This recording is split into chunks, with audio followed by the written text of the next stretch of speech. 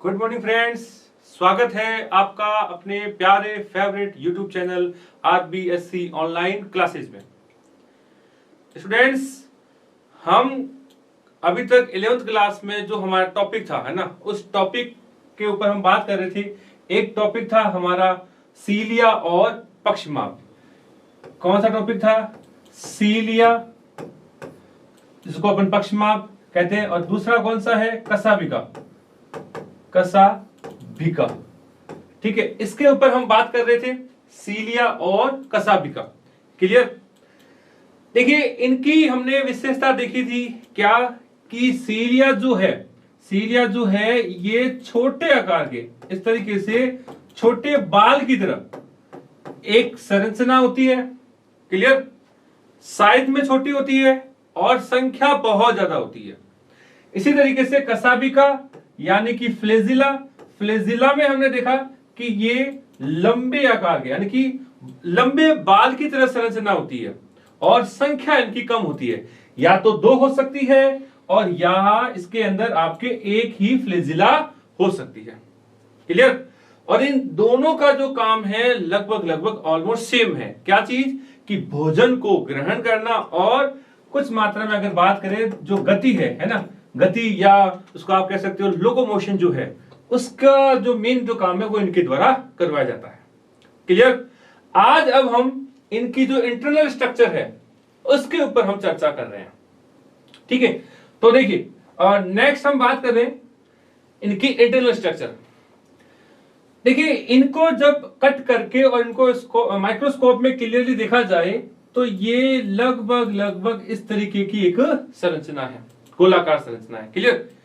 इनमें देखिए, अगर आपने साइकिल का जो पहिया होता है ना, व्हील्स, उसको अगर देखा है, या गाड़ी का जो पहिया होता है उसकी तरीके की संरचना होती है।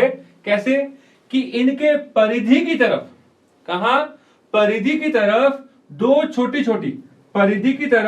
दो छोटी इकाइयां पाई जाती है, कुछ इस तरीके से, जैसे फर्स्ट एंड सेकंड। इसी तरीके से 1 2 3 4 5 6 7 8 और 9। देखिए, यहां क्या है कि दो सब यूनिट्स क्या होती है फ्रेंड्स? 2 सब यूनिट्स जो है इस तरीके से अरेंज रहती है, ऐसे। क्लियर? जो परिधि की तरफ है इनको परिधीय तंतु कहते हैं। इनको क्या कहा जाता है? इनको कहा जाता है आपके परिधीय तंतु, या फाइब्रिल भी कह सकते हो। क्लियर? तो ये जो परिधीय तंतु है ये आपके किनारे की तरफ, इट मींस परिधि की तरफ पाए जाते हैं। इनके आगे कुछ और जो स्ट्रक्चर है, फाइब्रिल जिसको अपन कह सकते हैं, वो और आगे ये इनके अटैचमेंट करने के लिए, इनको अटैच करने के लिए, आपस में लिंक करने के लिए ऐसे फाइबर्स और आगे अपीयर होते हैं, पाए जाते हैं, कुछ इस तरीके से। समझ रहे हो? तो कसाबिका या जो सीलिया है, राइट, इनकी परिधि की तरफ कुछ तंतु पाए जाते हैं और सुविधा के लिए इनको क्या कहा जाता है? इनको कहा जाता है आपके ए और बी। देखिए, मैं इसके अंदर ही लिख रहा हूं, ए यूनिट्स और बी यूनिट्स। क्लियर? तो इन सब को उप आप इकाई या उप तंतु भी इसको कह सकते हो, जिसका एक्चुअल नाम क्या है? आपके परिधीय तंतु। क्लियर? अब देखिए, 9 जो तंतु है यानी कि 9 जो इकाइयां हैं वो इनके परिधि की तरफ पाई जाती है। मध्य में क्या होता है कि 2 जो इकाई है, फर्स्ट एंड सेकंड, ये इनके मध्य में पाई जाती है। क्लियर? तो इंपॉर्टेंट है, काफी बार एग्जामों में पूछा गया है कि ऐसा कौन सा कोशिकांग है जिसमें 9+2 प्रणाली, और अगर इंग्लिश में अगर बात करें तो इसको 9+2 अरेंजमेंट कहते हैं, और बहुत इंपॉर्टेंट है, कई बार पूछा गया।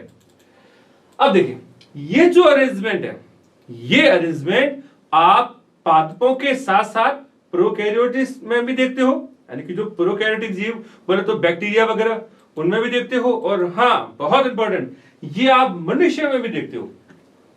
तो बात आती है कि सर मनुष्य में ये कहां है? तो मनुष्य में आपको अगर पता हो तो एक संरचना है, इसको कहते हैं शुक्राणु। क्लियर, यानी कि स्पर्म। तो शुक्राणु की जो पूंछ है ना, देखिए इस तरीके से शुक्राणु की जो पूंछ जो होती है, उस पूंछ के अंदर आपके यही अरेंजमेंट पाया जाता है। क्लियर। तो वो जब हम टॉपिक पढ़ेंगे 12th का ये टॉपिक है, वहां हम और अच्छे से डिस्कस करेंगे।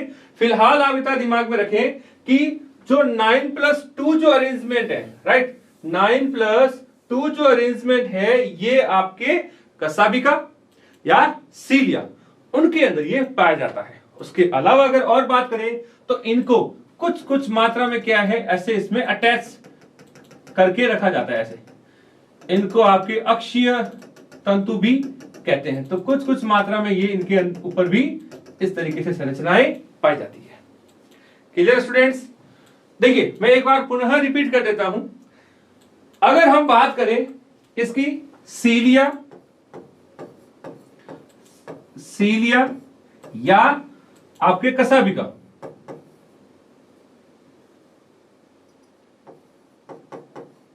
कसाबिकाएं है ना, यानी कि फ्लेजिला, इनकी अगर बात करें तो इन दोनों की जो आंतरिक संरचना है, वो आंतरिक संरचना एकदम क्या है, सेम है। एकदम से क्या है, एकदम से इनकी सेम है।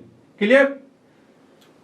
जिनका जो व्यवस्था है परिधि की तरफ, इनके परिधि की तरफ दो उप इकाई, जिसको ए और बी लिखा जाता है। क्लियर। वो इस तरीके से अरेंज होते हैं जैसे कि मान लो एक व्हील हो, साइकिल का कोई पहिया हो, उस तरीके से अटैच होते हैं। और इनके मध्य भाग में एक और जो इकाई है, इसको केंद्रीय उप इकाई कहते हैं। इसको क्या कहा जाता है, इसको कहा जाता है आपके केंद्रीय, इसको कहते हैं केंद्रीय उप इकाई। क्या कहा जाता है, केंद्रीय उप इकाई कहा जाता है। तो ये हमारी रहती है सीलिया और कसाबिका की आंतरिक संरचना, जिसमें महत्वपूर्ण जो चीज है वो है इसका 9+2 अरेंजमेंट। क्लियर। अब इसके बाद में हम लास्ट जो टॉपिक है वो बात करेंगे, और वो टॉपिक होगा, इसी से ही मिलता जुलता है, वो है आपका तारकाय, यानी कि सेंट्रोसोम। नेक्स्ट हम उसके ऊपर बात कर रहे हैं। अगर आप स्क्रीनशॉट लेना चाहें तो इसका ले सकते हैं। क्लियर। देखिए अब हमारा अगला जो बिंदु है, अब हमारा अगला जो कोशिकांग है, वो कोशिकांग है तारकाय। वो अगला जो कोशिकांग है, वो कोशिकांग होता है हमारा तारकाय।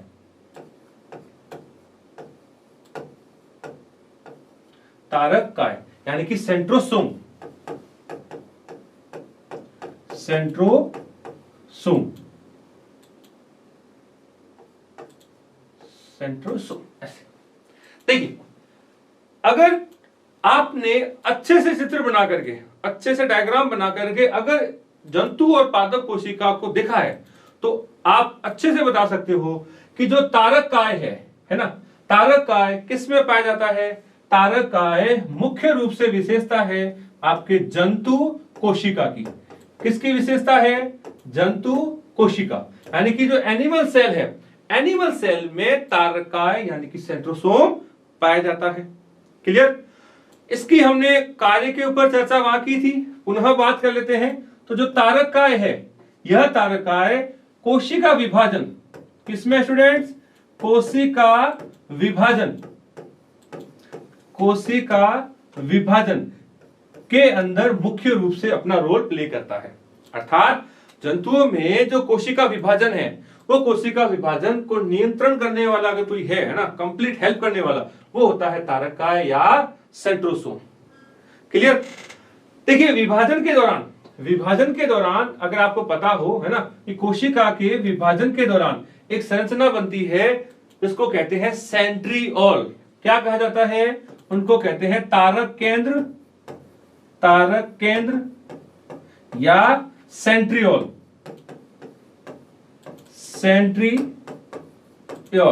क्या कहा जाता है, तारक केंद्र या सेंट्रिओल। क्लियर। तो ये तारक केंद्र या सेंट्रिओल वह संरचना है जिनसे क्या विकसित होता है, इनसे क्या विकसित होता है, इनसे देखिए इंपॉर्टेंट है, इनसे विकसित होता है तर्कु तंतु। क्या विकसित होते हैं? तर्कु तंतु यानी कि स्पिंडल फाइबर। क्लियर? और ये वही तर्कु तंतु या स्पिंडल फाइबर हैं जो कोशिका विभाजन के दौरान केंद्रकों को अलग अलग ध्रुव की ओर ले जाते हैं। क्लियर? समझ में आ रही है बातें? अब देखिए, तारक काय जो कि जंतु कोशिका में पाया जाता है, एक बात। दूसरी बात, यह कोशिका विभाजन से संबंधित है। तीसरी चीज कि यह आगे दो भागों में टूट जाता है ना। देखिए कुछ यहां बता देता हूं, जैसे ये मान लीजिए कोशिका है। क्लियर? कोशिका के अंदर ये तारक जो काय है ये दो भागों में टूट जाता है, एक और ये दूसरा। इनको क्या कहते हैं? इन्हीं को कहते हैं तारक केंद्र या सेंट्रिओल। और ये वही संरचना है जो अभी हमने बात की थी। ये इनसे तर्कु तंतु यानी कि स्पिंडल जो फाइबर है, उन स्पिंडल फाइबर का निर्माण यहां से किया जाता है। क्लियर? तो देखिए, ये तो थी तारक काय या सेंट्रोसोम के बारे में जानकारी कि भी ये क्या है, क्या काम करता है। राइट? अब हम बात कर रहे हैं कि तारक काय या सेंट्रोसोम की आंतरिक संरचना, कि ये आंतरिक रूप से किस प्रकार से इसकी व्यवस्था होती है। क्लियर? आगे बात करें। देखिए, नेक्स्ट बात कर रहे हैं इसकी आंतरिक संरचना। देखिए, एक तारक जो काय है ना, ये विभाजन के दौरान किस में बदल जाते हैं? तारक केंद्र। और तारक केंद्रों को और अगर अच्छे से देखें तो कुछ इस प्रकार की संरचना होती है। आपके बैलगाड़ी का पहिया देखा हुआ है, बैलगाड़ी के पहिए की तरफ इसकी संरचना बन जाती है।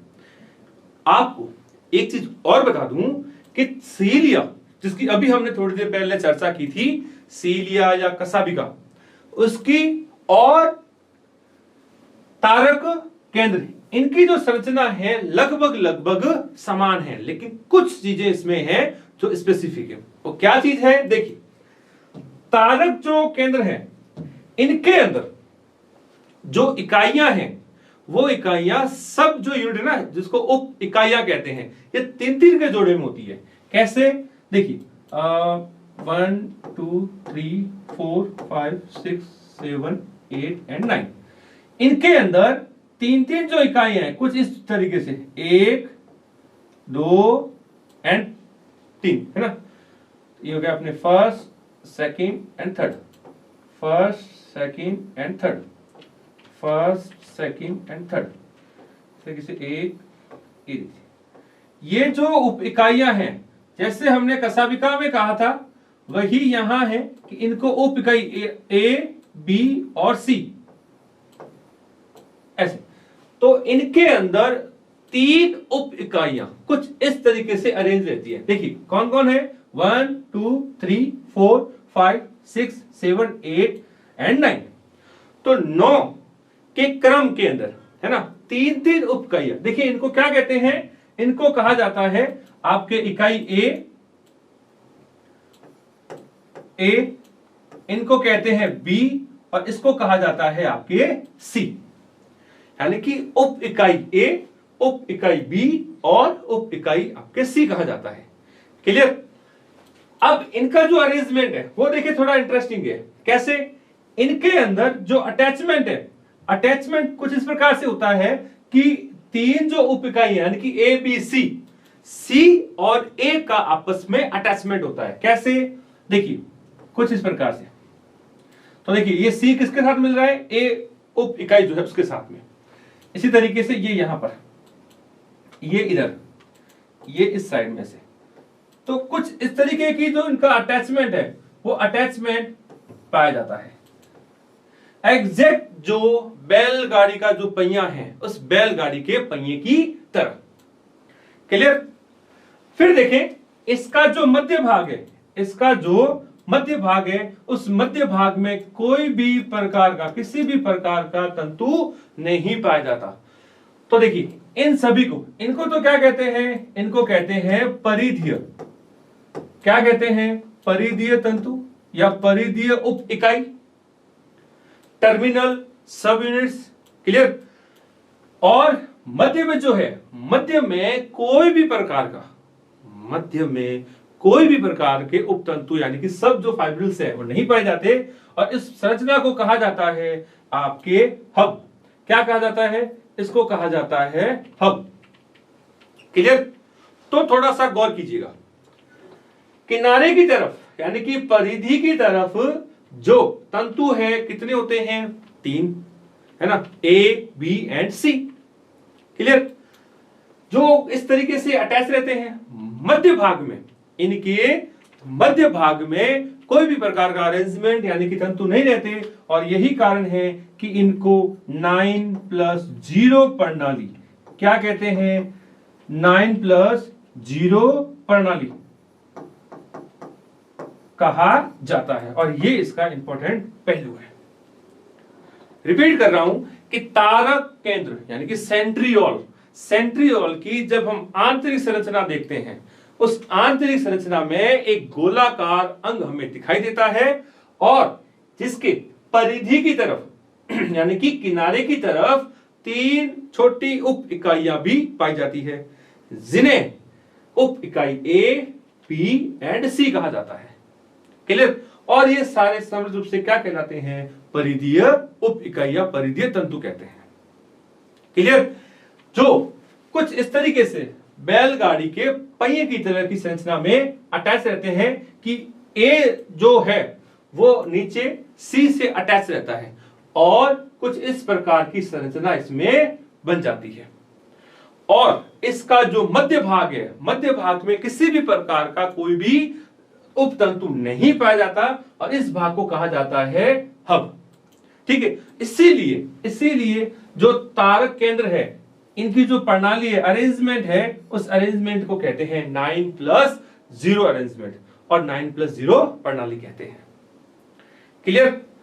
एक चीज और बता दूं, यही जो तारक केंद्र है, ये एक संरचना है जिसको अपन बात कर रहे थे जस्ट थोड़ी देर पहले, शुक्राणु।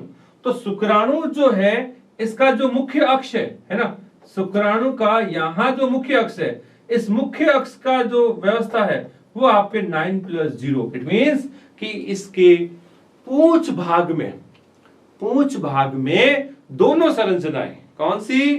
तारक केंद्र वाली और कशाभिका, दोनों व्यवस्थाएं पाई जाती है। क्लियर? तो आप इसका स्क्रीनशॉट लेना चाहें तो ले लें, फिर हम आगे बात करते हैं।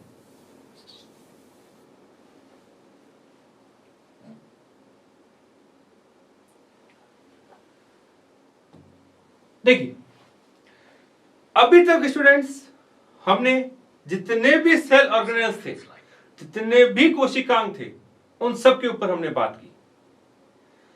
अब जो नेक्स्ट जो कोशिकांग है ना, उस नेक्स्ट कोशिकांग को कहते हैं आपके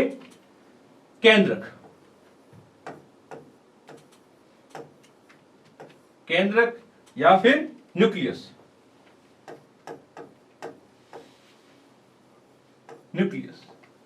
क्लियर? तो देखिए, अब हम आगे बात कर रहे हैं केंद्रक या न्यूक्लियस की। तो देखिए, सबसे पहले हम केंद्रक की खोज के बारे में बात करें कि जो केंद्रक है, केंद्रक की जो खोज है वो खोज की थी वैज्ञानिक रॉबर्ट ब्राउन ने। रॉबर्ट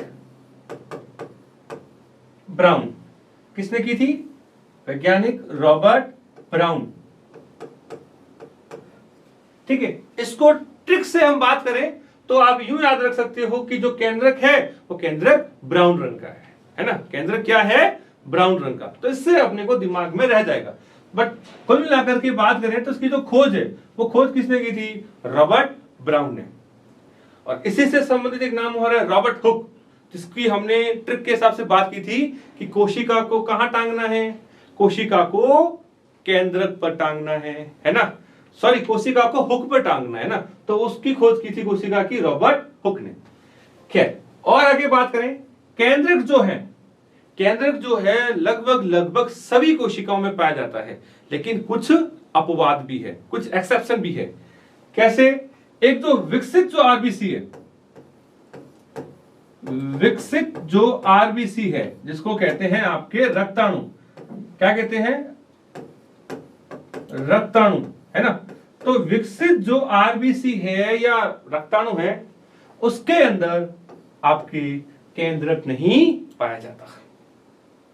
लेकिन कुछ ऐसी भी संरचनाएं हैं, कुछ ऐसी भी कोशिकाएं हैं जिनके अंदर जो केंद्रक है उन केंद्रकों की संख्या एक से बहुत ज्यादा होती है, एक से बहुत ज्यादा पाई जाती है। देखिए कई बार क्या होता है, सामान्य अगर हम बात करें तो जो केंद्रक है, केंद्रक की जो संख्या होती है एक कोशिका में सामान्यतः क्या होता है, एक कोशिका में एक ही केंद्रक पाया जाता है।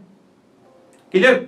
लेकिन कई बार क्या है, केंद्रकों की जो संख्या है वो एक से ज्यादा होती है। तो इसे जो कोशिकाएं हैं इनको कहते हैं आपके बहुकेंद्रकी। क्या कहते हैं, बहुकेंद्रकी कोशिका कहा जाता है। क्या कहते हैं, बहुकेंद्रकी। इसको कहते हैं आपके बहुकेंद्रकी कोशिका। बहुकेंद्रकी कोशिका कहा जाता है जिसमें केंद्रकों की संख्या एक से बहुत ज्यादा यानी कि एक से अत्यधिक मात्रा में वो पाई जाए, तो ऐसे कोशिका को कहते हैं बहुकेंद्रकी कोशिका। क्लियर। चलो अब हम बात कर रहे हैं केंद्रक के चित्र के बारे में, उसका डायग्राम के बारे में। तो देखिए अभी जैसे थोड़ी देर पहले हमने बात की थी कि कोशिका है, एक जो कोशिका है इस कोशिका का जो मुख्य जो अंग है, मुख्य जो संरचना है वो कौन है, वो है इसका केंद्रक। कौन है, वो है इसका केंद्रक। ऐसे एक चीज और ध्यान रखना, केंद्रक को क्या कहा जाता है, केंद्रक को कोशिका का क्या कहते हैं भाई, केंद्र को कोशिका का नियंत्रक कहा जाता है, कहा जाता है। कोशिका को क्या कहते हैं, सॉरी केंद्र को क्या कहा जाता है, कोशिका का नियंत्रक यानी कि controller of the cell, controller of the cell कहते हैं। क्यों कहते हैं, देखिए बात करते हैं कि जो केंद्रक है ये केंद्रक कोशिका के जितने भी अंगक है, अन्य जो कोशिकांग है, जैसे हम बात करें गोल्जी काय, माइटोकॉन्ड्रिया, अंतःपर्दवी जालिका, एंडोप्लाज्मिक रेटिकुलम, राइट। उसके अलावा बात करें राइबोसोम्स, तो जितने भी अंग हैं उन सभी अंगों के कार्य को यह कंट्रोल करता है। क्लियर। तो इसीलिए इसको क्या कहा गया है, इस केंद्र को कोशिका का नियंत्रक यानी कि कंट्रोलर ऑफ द सेल कहा गया है। तो अब हम ये जो केंद्रक है इस केंद्रक को हाईलाइट करके, है ना, अब केवल और केवल केंद्रक के ऊपर हम बात कर रहे हैं कि एक एक्चुअल में केंद्रक की संरचना किस प्रकार की होती है। क्लियर। तो देखिए, तो नेक्स्ट अब हम बात कर रहे हैं केंद्र की आंतरिक संरचना। देखिए एक जो केंद्रक है वो दोहरी झिल्ली का कोशिकांग है। क्या है भाई, दोहरी झिल्ली का एक कोशिकांग है। तो ये इसकी बाहर की झिल्ली और ये इसकी आंतरिक झिल्ली।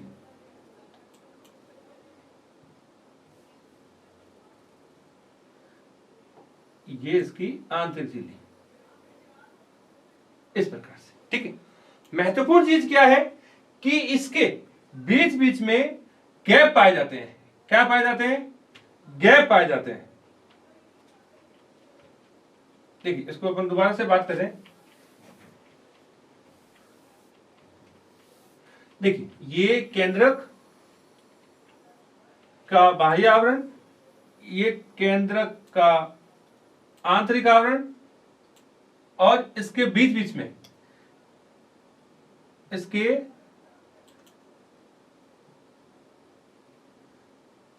बीच बीच में गैप्स पाए जाते हैं यानी कि छोटे छोटे छिद्र पाए जाते हैं।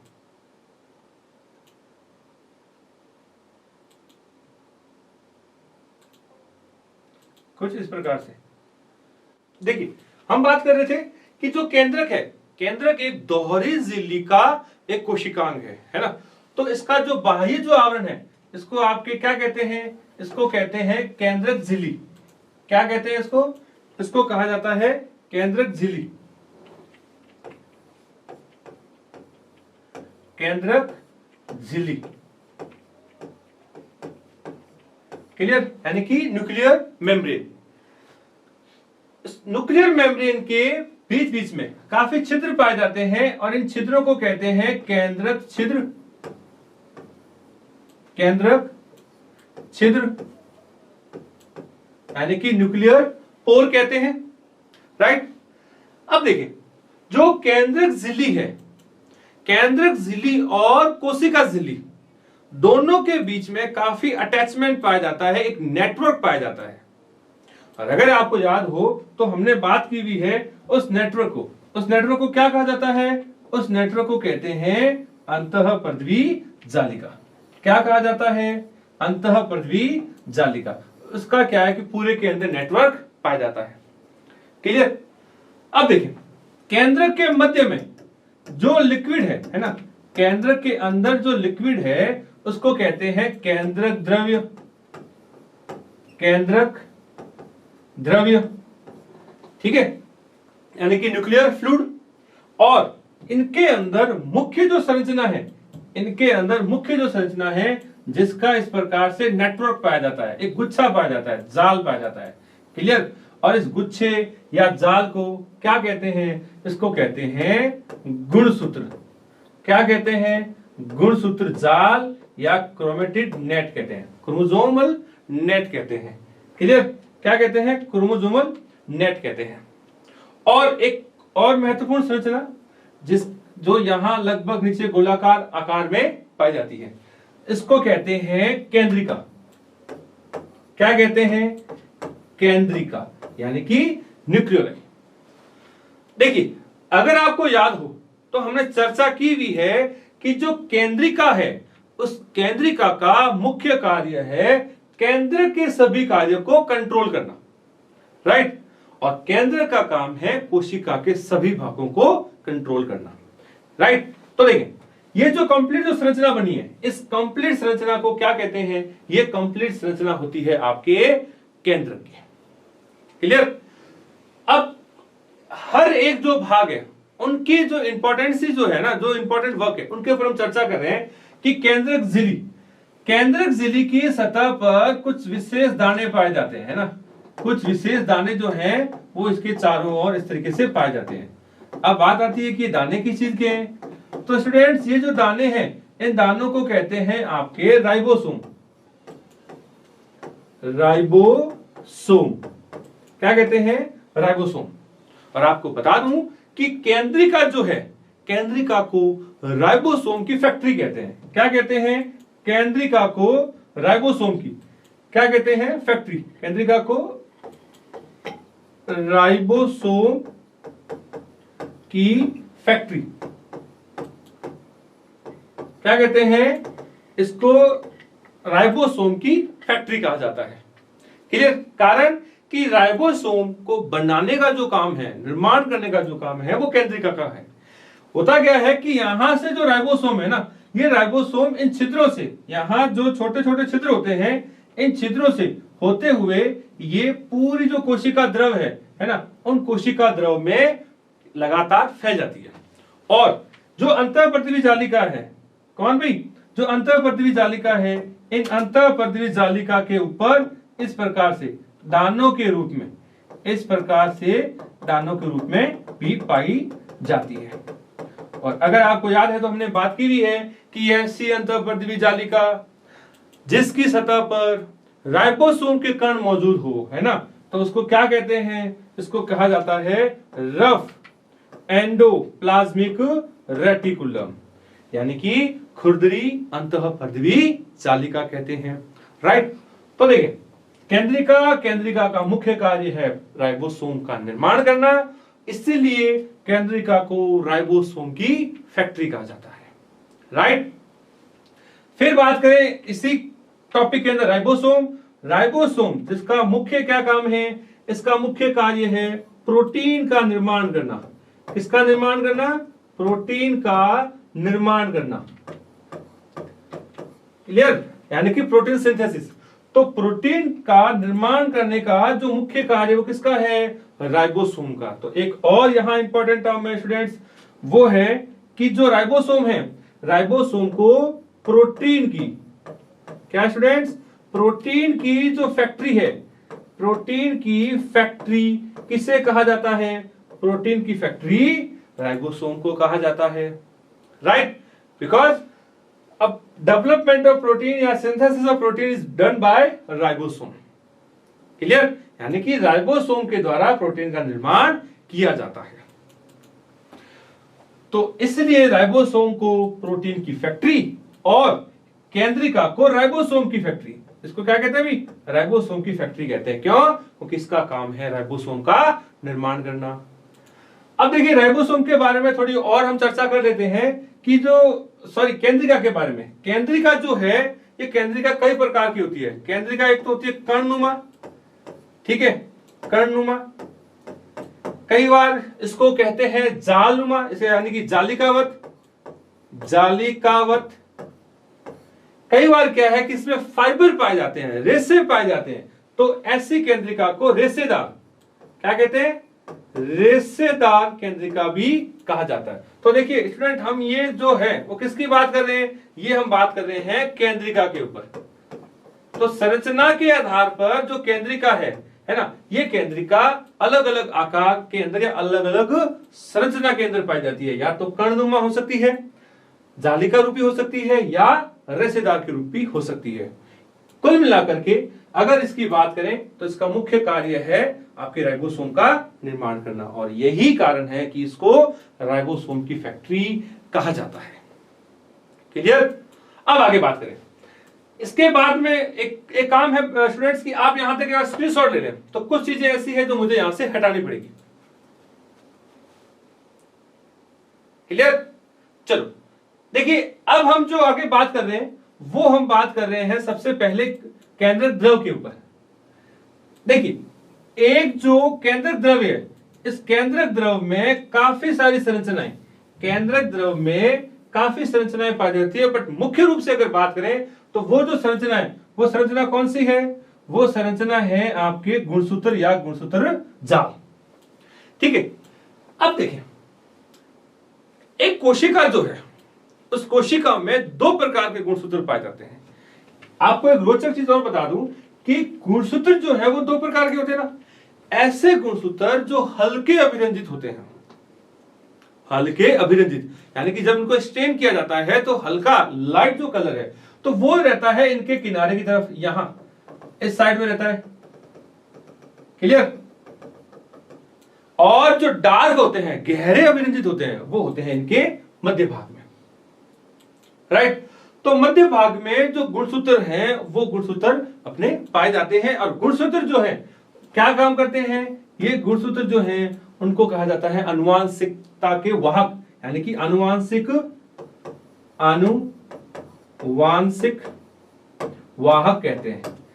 अर्थात जो भी माता पिता से जो लक्षण हैं वो गुणसूत्रों के माध्यम से ही आगे से आगे जाते हैं। और एक चीज और बता दूं, आनुवांशिकता के वाहक का यहां सेंस है कि भाई लक्षणों को अपने अंदर लेकर के और आगे से आगे पीढ़ी दर पीढ़ी लेके जाना। और हर एक जो मनुष्य जो प्राणी है ना, उनके अंदर गुणसूत्रों की संख्या निश्चित होती है। जैसे उदाहरण के रूप में बात करूं तो हम बात कर रहे हैं मनुष्य, तो मनुष्य में 46 जो क्रोमोसोम है, 46 जो गुणसूत्र हैं वो पाए जाते हैं। क्लियर। तो एक बार मैं पुनः इसकी संरचना को रिपीट कर देता हूं। केंद्रक की खोज रॉबर्ट ब्राउन ने की। क्लियर। रॉबर्ट ब्राउन ने केंद्रक के बारे में सबसे पहले बताया। केंद्रक जो है इसको कोशिका का नियंत्रक यानी कि कंट्रोलर ऑफ द सेल कहा जाता है, राइट। उसके उपरांत और आगे बात करें कि जो कोशिका है ये एक दोहरी झिल्ली का कोशिकांग है, जिसकी बाहरी जो सतह है उनको कहते हैं केंद्रक झिल्ली यानी कि सेल में न्यूक्लियर मेम्ब्रेन। और इस न्यूक्लियर मेम्ब्रेन पर छोटे छोटे छिद्र भी पाए जाते हैं, जिनको क्या कहते हैं, केंद्रक छिद्र या न्यूक्लियर पोर कहते हैं, राइट। और मध्य में जो लिक्विड भरा रहता है ना, ये जो भी लिक्विड है उस लिक्विड को या फ्लूइड को कहते हैं केंद्रक द्रव या न्यूक्लियर फ्लूइड कहा जाता है। और इसी न्यूक्लियर फ्लूइड में एक तो गुणसूत्र जाल पाए जाते हैं और केंद्रिका के अंदर केंद्रिका जो है वो इसके अंदर पाई जाती है। गुणसूत्र जो कि हर जाति विशेष में स्पेसिफिक होते हैं। उदाहरण अगर हम बात करें मनुष्य, तो मनुष्य में 46 क्रोमोसोम पाए जाते हैं और ये वो संरचना है जो पीढ़ी दर पीढ़ी आनुवांशिक जो हमारे लक्षण हैं उनको धारण करते हैं और आगे से आगे पीढ़ी दर पीढ़ी उनको इनके द्वारा पहुंचाया जाता है। फिर हमने बात की केंद्रिका, और केंद्रिका जो है ये लगभग बात करें 3 से 4 प्रकार की होती है। कर्णनुमा, जालिकानुमा, ठीक है, पट्टीदार भी पाई जाती है और रेशेदार भी पाई जाती है। और इसी केंद्रिका का जो मुख्य कार्य है, वो मुख्य कार्य क्या है? वो मुख्य कार्य है आपके राइबोसोम का निर्माण करना। क्लियर? और इसीलिए इसको राइबोसोम की फैक्ट्री कहा जाता है।